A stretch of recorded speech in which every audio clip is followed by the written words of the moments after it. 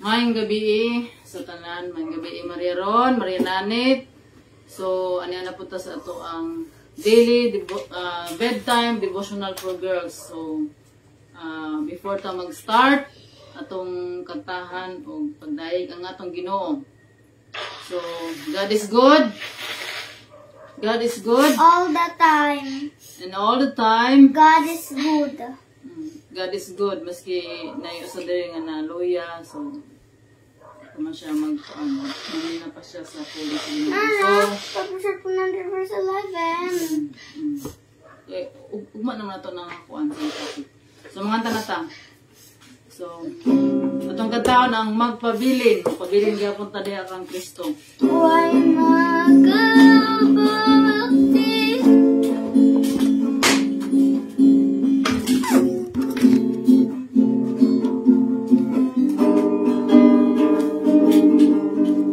Pagkanindot ang kinabuhi, Kristo halon, bisan dagan na lang tuson, magpapahiyong gihapon, walay angay nagkabalakon, na siyang ablang puyo kanako, magpagagahom sa tanan.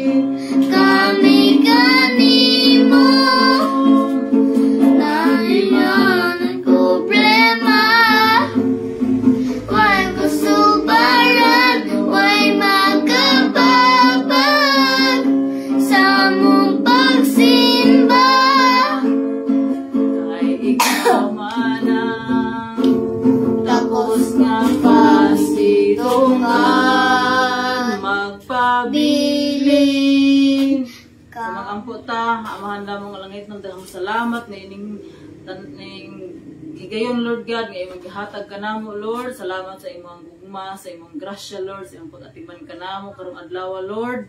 Dalang salamat Lord God sa higayonan nga kami magatuon na pud sa imong pulong. Lord, amo kining ihalad kining higayon, kining nga buluhaton Lord, nga ikaw lamang ang mahimaya Lord God. Puna kami sa imong balaang espiritu.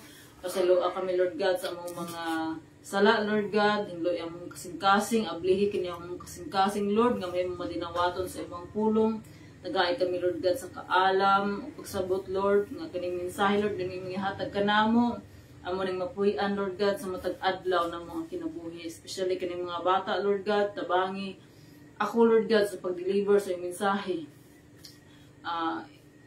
Ikaw, Lord God, ang makikistorya ka namong tanan, Lord. I pray, Lord God, nga sa mga mutanaw ini nga video, Lord God, nga ikaw po nga panalangin kanila, Lord God. Kini tanan, Lord, ang gisalig diha kanimo, kini nga buluhaton nga maghatag dungog himaya sa imong ngalan, sa ngalan ni Jesus. Amen. Amen. Amen. So pakpaka na to ang Ginoo. So maayo kay ang Ginoo karong adlaw, so pakpakan. Thank you, Lord. Thank you, Lord. Thank you, Lord. Ay miski naman mga problema, mga pabiling gihapon tali ng Kristo. So, wala yung dangay, laban lang. Noon pa, laban lang. So, samtang may kinabuhi, naay paglaom. Samtang may kinabuhi. So, karon na nata sa ato ang ika-69 sa ato ang daily devotional. So, if you have your Bible, open your Bible to Titus chapter 2 verse 7. Atong topic karon is setting an example. So akong basahon ang pulong sa Ginoo. Yung diri sa Titus chapter 2 verse 7. Set an example of good works yourself with integrity and dignity in your teaching. May the Lord bless His word. So, kaning kuan nga tong topic karon is setting an example. So kitang mga Kristohanon, kitang nagtuo ang Kristo, so gitawag ta nga Christian tungod kay naa ang karakter ni Jesus Christ sa ato ang kinabuhi. So unsa may karakter ni Jesus? Jesus is a kind, good, helpful, unsa pa, loving. So mo na siya makita sa usa ka. Usa ka kanang good kani setting an example. So we have to be a good example sa ato ang palibot. So mo na siya ang usa ka timailhan nga tinuod ta nga nagtuo kang Kristo. So kung basahon diri the Bible says that you are the light that gives light to the world. The Bible also says that you should live in a way that lets other people understand what it means to be a good person. And of course, learning to share is an important of being a good person. What kind of light have you been giving off? Hopefully, you have been a good example for everybody to see. Why? Because the world needs all the light it can get, and that includes your light too. So sa mga bata, usa ka mahimong example kani para man sa mga bata nga kuan. Pero applicable gyapon ni sa ato ang mga dagko. So kita nga mga dagko, mga ginikanan, kung gusto nato nga mamaayo ang ato ang mga anak, we have to set a good example sa ato ang pagalingon. Kanang makita nila, mao ra ba na ilahang sundon kaysa atong istorya. So dapat ang atong istorya mao pud ang makita sa atong kagalingon nga dili mamakak. So mo na siya dili mamakak. So dapat pud kita nga maginikanan dili sa tamamakak. So mo na siya nga ang mga bata sundog man na sila, mo na nga action speaks louder than words. So kung mayungon ka sa usa ka anak nga ayaw pag ayaw pangaway, so may lain nga ko mahimo kang manggihatagon, mahimo kang maluluyon. So kita po dapat po nga as ginikanan una na po ang ato ang kinabuhi nga manggihatagon ta, maluluyon, buutan, binuutan, pagka matinumanon. So mana siya ang masundog na siya sa mga kabataan. So mana siya nga kung kita nga nagtuo kang Kristo, so mo nang gitawag na Christian because ang karakter ni Jesus is naana sa ato. So kung naana si Jesus sa ato ang kinabuhi, ato na siyang gidawat sa ato ang kinabuhi. So ang atong old self, which is the sinful one, pagkapagkakon, pagka paraaway, mawala na to siya, kinahin na to kawala, o papulihan na sa pagkabuutan, pagkamahigugmaon. So, mo to, di ba, ang the greatest commandment, di haragin na siya magkuhan, is to love God with all our heart, to love God with all our soul, to love God with all our strength, with all our mind, and to love other people, to love our neighbor as we love ourselves. So, diha na siya magkuhan, kung atong gigugma ang Ginoo, makita po diha sa atong kaugalingon ang gugma sa Ginoo kay ato man na siyang mapasa sa uban. So mahimo dili ta makalab sa ubang tao kung wala tay nadawat nga gugma nga gikan sa Ginoo.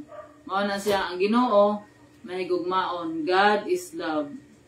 Kay tungod kay mahigugmaon, una nahigugma ang Ginoo kanato. So makahigugma gihapon, makahigugma ta sa atong isig ka tawo in a proper way. Kanang gugma nga kanang gikan sa Ginoo nga gugma nga it's an unconditional commitment. So ingon sa John 3:16 kung ato ning balikon ang John 3:16, for God so loved the world that He gave His only Son, whoever believes in Him will not perish but have eternal life. So unsay sugo sa ato sa Ginoo is to believe in Jesus, to receive Jesus our Lord and our Savior. And the promise is eternal life. So ang atong kinabuhi diri sa kalibutan, mabura. So dili nato may kumpara ang atong kinabuhi eternal life, eternity. We will live for eternity. So pili ra kitay gitagaan ta sa Ginoo og pagpili according sa Deuteronomy 30 verse 19 to 20.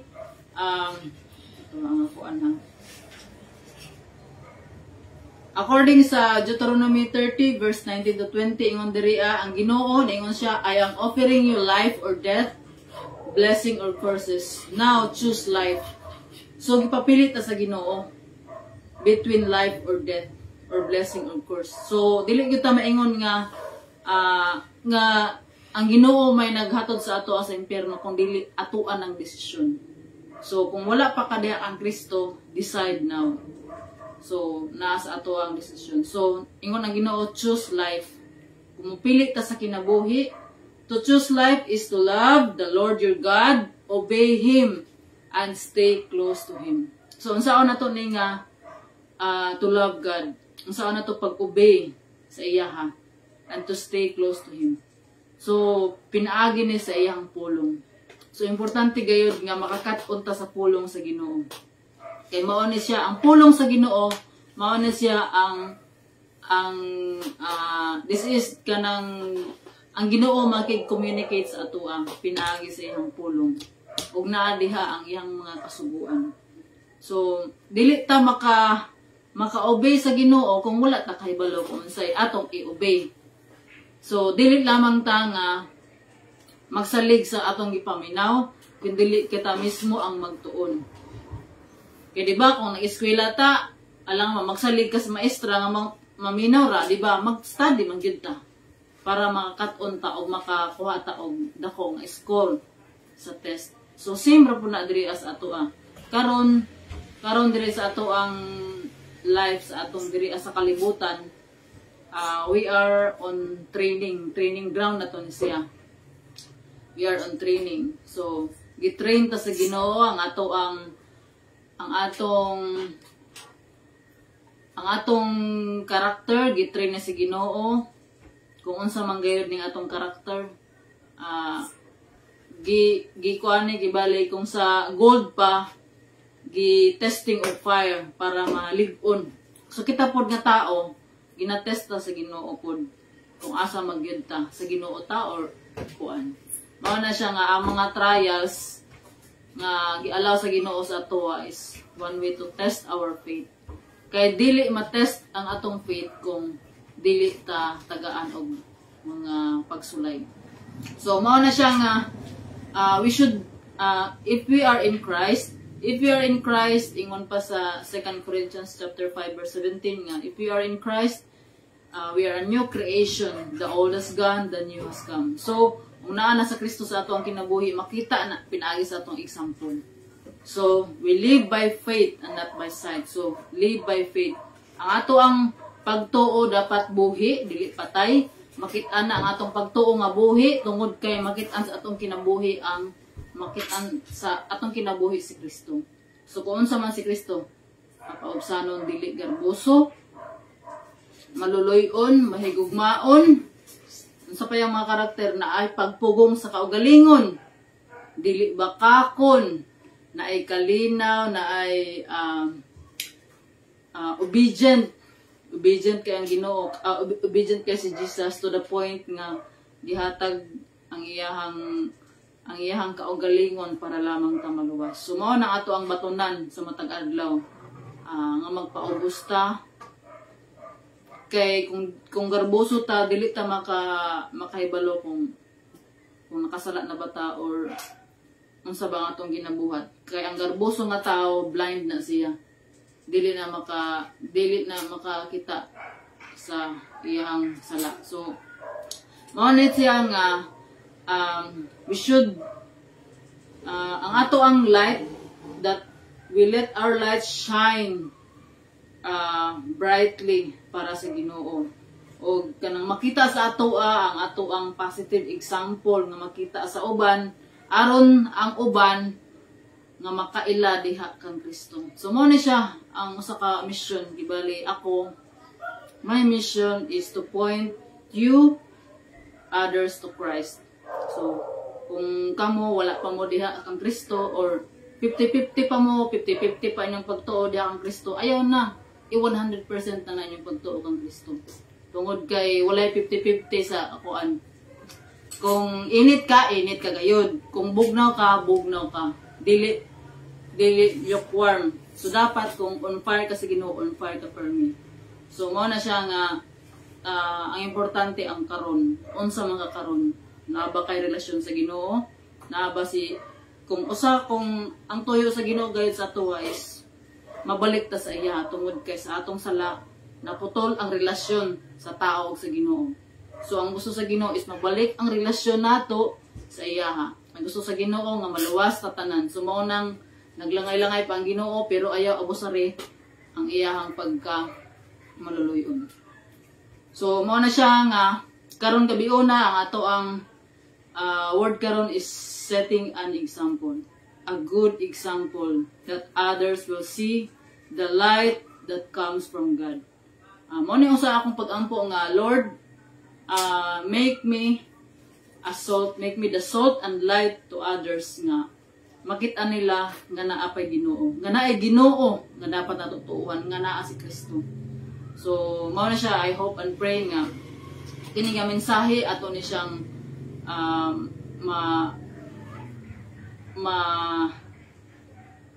mabutang sa ato ang kasing-kasing o gunahuna o kita nga mutuo gyud ibutang nato atong pagtuo gayon kang Kristo. So ano siya ang dapat nato batunan sa kanunay kada adlaw gyud nga surrender sa iya because we are nothing without God gayon. Pwede ta maingon nga I can do pwede ta mo mabuhi miski walang Ginoo, pero maabot na sa time, maabot sa point nga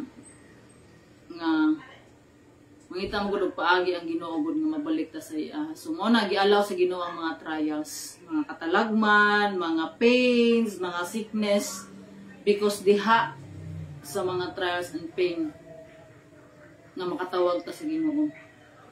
Pero ayaw paabotag yun nga mudako na nga mga katalagman ay hapat ta mo balik da sa Ginoo. So mo ni kini nga tuyo ni nga kuan kani nga mong bedtime devotional is dili lang pud ni sa mga kabataan kundi sa mga dagko po diha nga ang Ginoo nahigugma kanatong tanan. Nahigugma kanatong tanan miski unsa pa ta sa makasasala kaniadto. Kung ikaw nakadungog ka sa mensahe sa Ginoo, ayaw na paglangay-langay pa, balik na sa iya. Surrender imong kinabuhi diha sa Ginoo. Ug buhata ang insakto, obey God. Dili lang kay nakahibalo ka sa Ginoo, pero kuwang pa imong obedience. Obey God. So, unsaon nato pag-obey ang Ginoo kung wa tay basa-basa sa Biblia. So, obey God. So, diha nimo makit-an unsa ang mga sugo sa Ginoo, unsay sala, unsay dili, unsay acceptable sa Ginoo, unsay dili acceptable sa Ginoo. So, Ginoo is a holy God. Ingon na Ginoo, we must be holy for God is holy. So, dalaygon ang Ginoo sa iyang pulong. So, magampo kita. So, let's pray. Our Father in Heaven, Lord, ang salamat sa imuhang pulong, nga imong gihatag kanamo, nga nag-remind kanamo nga kini nga mensahe, Lord God, to set a good example, Lord God, nga mao kini ang buhaton, Lord God, nga ang among kinabuhi, Lord, nga nahisubay sa imong kabubuton, nahisubay sa imong pulong. Lord, ang mga among nabasa, Lord God, natun-an sa imong pulong, Lord, tabangin kami nga kini among mapuy-an sa among kinabuhi. Lord, hindoy among mga kasing-kasing, Lord God, tanggala, Lord, ang mga dili maayo nga mga kinaiya. Upulihi, Lord, sa imong kinaiya, Lord God, aron makita diri sa among kinabuhi, Lord, nga naa na ka sa among kinabuhi. Kami magpuyo, Lord God, nga ginagaydan sa imong balaang espiritu. Tabayan kami, Lord God, nga ang palihok ka ang imuhang ang balaang espiritu, Lord God, sa among kinabuhi, Lord, aron mamahimo kaming angayan diha sa imong mga saan. Lord, wala kami mahimog, wala ikaw lamang among gisaligan, Lord God. Ang kining mensahe nga kining mensahe nga imong gihatag kanamo karong gabiyo na Lord God nga mahimo ni siyang mensahe Lord God alang pud sa uban nga naminaw niini. Ikaw magapanalangin kanamong tanan ug sa mga nitan-aw ani nga video. Lord, among isalig diha kanimo ang tanan. Ibalik na ko ang tanang dungog ihimaya diha kanimo lamang. Sa ngalan ni Jesus. Amen ug amen. So, dalaygon ang Dios. So, diri ra ko kutob og dahang salamat sa pagpaminaw og maayong gabi and God bless us all. So, ang ako ang baby medyo not in good health. So, ang Ginoo mag-aayo kaniya. Kinahanglan pahuway. So, and God bless us all. Bye-bye. Thank you for watching.